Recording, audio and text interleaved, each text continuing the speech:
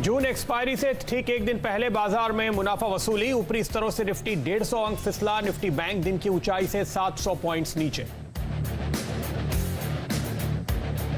Auto शेयरों में शानदार रफ्तार। 6% के उछाल के साथ एस्कॉर्ट्स पहुंचा रिकॉर्ड ऊंचाई पर। हीरो मोटो भी 5% की तेजी के साथ बना बाजार का बादशाह। टाटा मोटर्स, आयशर मोटर्स में भी अच्छी मजबूती।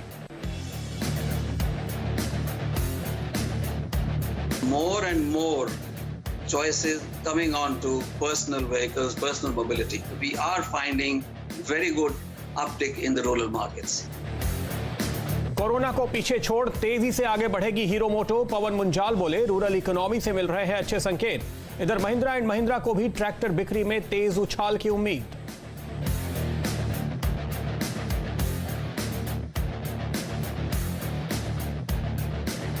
Yes, tractor demand is actually very robust and several factors are driving that.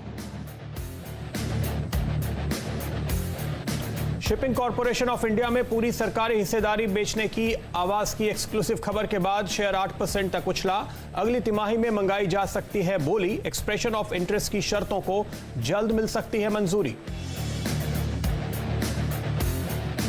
आवाज की एक और एक्सक्लूसिव खबर के बाद आईडीबीआई बैंक 5% के सर्किट पर। सरकारी हिस्सेदारी बेचने के लिए कैबिनेट ड्राफ्ट नोट तैयार। जल्द ही कैबिनेट से मंजूरी मिलने की संभावना। मौजूदा कारोबारी साल में हिस्सा बेचना चाहती है सरकार। 30 सितंबर तक अनाज की 100% पैकेजिंग जूट बैग में करना हुआ जरूरी। सरकार के नोटिफिकेशन के बाद लुडलो, ग्लॉस्टर जैसे शेयरों में 12% से ज्यादा का उछाल। कमाई की पक्की रणनीति दिन भर सिर्फ सीएनबीसी आवाज पर। हेमंत का नया खिलाड़ी एडोर वेल्डिंग 4% दौड़ा। Midday jackpot. Hatsun Agro में भी तेजी। वहीं पंड्या का फंडा ताज जीवीके में भी अच्छी खरीदारी।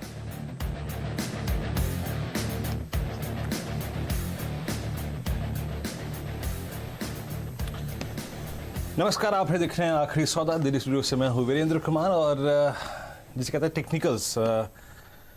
200 डेमा और 100 डेमा निफ्टी और निफ्टी बैंक वहां जाने के बाद थोड़ा सा नीचे की तरफ झुकते हुए, लेकिन शायद इसे आप एक कंसोलिडेशन की संज्ञा देंगे, ना कि पेन की। प्रदीप, क्या लगता है?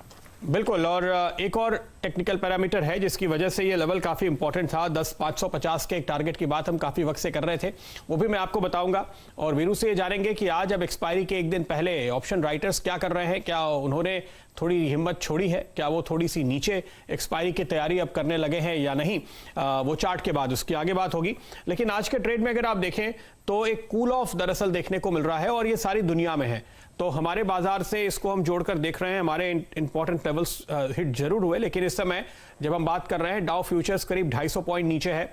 यूरोप के बाजार औसतन 1.5% नीचे खुले हैं। और दरअसल डायरेक्टर साहब वो दिखाएगा यूरोप के मार्केट्स, क्योंकि उसी की वजह से आप बाजार का मूड बिगड़ते हुए देख रहे हैं और आपने ये गिरावट आते हुए देखी है। तो जाहिर सी बात है कि ग्लोबल मार्केट्स पर हमारी नजर है।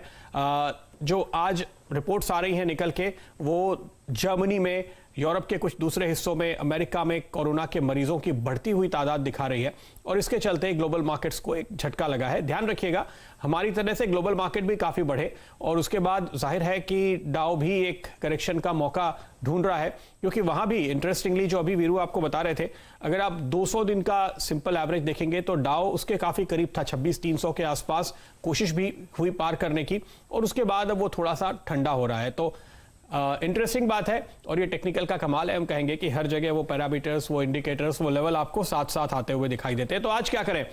कल होने वाली इस महीने की एक्सपायरी के पहले आपकी रणनीति क्या होनी चाहिए? आखिर के 1.5 घंटे में हम आपको बताएंगे। चंदन तापड़िया आपको देंगे ट्रेड एट 2, मानस जायसवाल देंगे ट्रेड एट 2:30 और मानव चोपड़ा देंगे ट्रेड एट 3।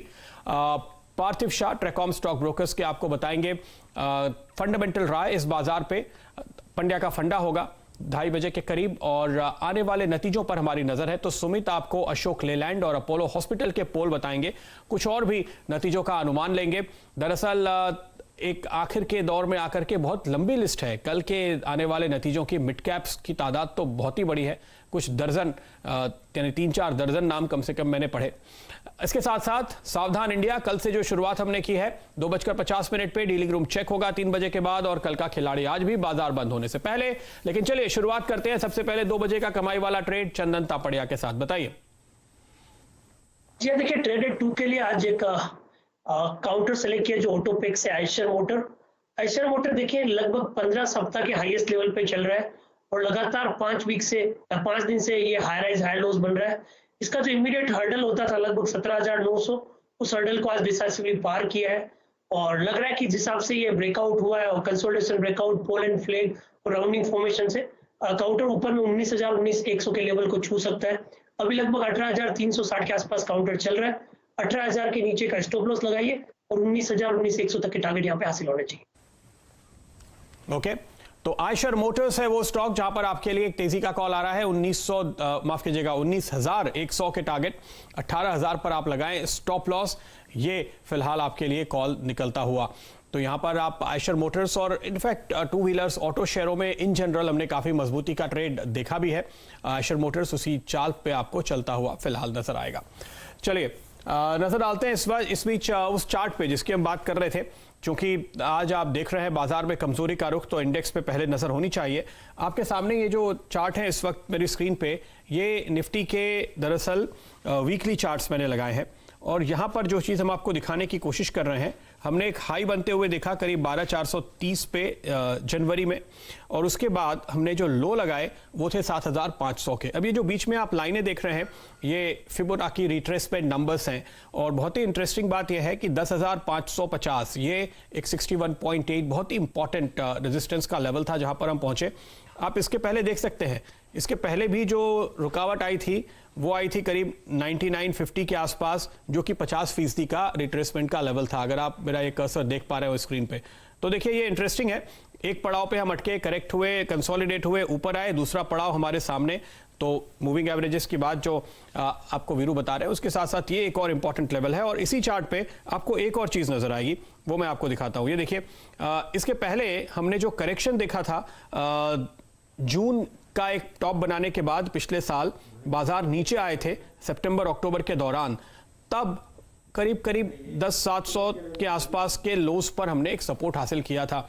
तो हम उसके भी थोड़ा करीब पहुंच रहे थे और इनफैक्ट ऐसे संकेत मिल रहे थे कि आप अगर एक टारगेट एरिया बनाते हैं तो टारगेट एरिया के तौर पे आपको 10,550 से 10,600 650 ये जोन बनती हुई नजर आ रही थी। तो आप उसके करीब पहुंचकर करेक्ट हो रहे हैं। तो ये मानिए कि बहुत ही इंपॉर्टेंट रेजिस्टेंस जोन में आप पहुंचे और वहां से आपने आज का ये कूल ऑफ होते हुए देखा है। तो ये लेवल काफी इंटरेस्टिंग है और इसको आप करीब से वॉच करें और सावधानी के साथ ट्रेड करें। वीरू, क्या कह रहे हैं आज आपके ऑप्शन राइटर्स? देखिए प्रदीप, आज सुबह जब हमारी डिस्कशन हो रहा था, हम सुबह बात भी कर रहे थे कि आज 550 535 क्लस्टर यानी 10,535 550 पे पहली चीज़ ये है कि आपको प्रॉफिट बुक करना है। आप जिस लेवल को 9800 से 9900 से